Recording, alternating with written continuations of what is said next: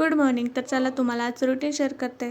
सकाळी उठल्यावर पहिला अंघोळ केली, मग देवपूजा केली, त्यानंतर मी बाकीच्या कामाला लागले. इकडं माझी कामं चालू होती, तोपर्यंत इथं बाबा टी व्ही बघत छानपैकी खेळत बसला होता. कालच्या एका व्हिडिओमध्ये मी तुम्हाला सांगितलेली की आमच्या बाळाचं आधार कार्ड फायनली जनरेट झालं. तर आज त्याचीच एक छोटी डिटेल मी तुम्हाला सांगते. आधीच्या बर्थ सर्टिफिकेटवरती वडिलांचं फक्त फर्स्ट नेम असायचं, म्हणजे 2022पर्यंत. 2022 नंतरच्या मुलांच्या बर्थ सर्टिफिकेटवरती वडिलांचं फुल नेम मेन्शन पाहिजे, हे असं कंपल्सरी रूल होता.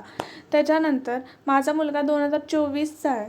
ज्यावेळी आम्ही आधार कार्ड काढायला गेलो त्याचं नवीन, त्यावेळी आम्हाला अजून एक गोष्ट कळाली, ती म्हणजे बर्थ सर्टिफिकेटवरती फुल नेम सोबतच आई वडिलांचा आधार नंबरसुद्धा कंपल्सरी मेन्शन पाहिजे. हे असं काहीतरी रोज दरवर्षी एक नवीन नवीन रूल निघत जातो. सो मला हे पहिल्यांदाच कळालं की बर्थ सर्टिफिकेटवरती आधार कार्ड नंबर पण असतो. तर फायनली आम्ही कसं तरी करून आमच्या बाळाचं आधार कार्ड फायनली जनरेट झालेलं आहे.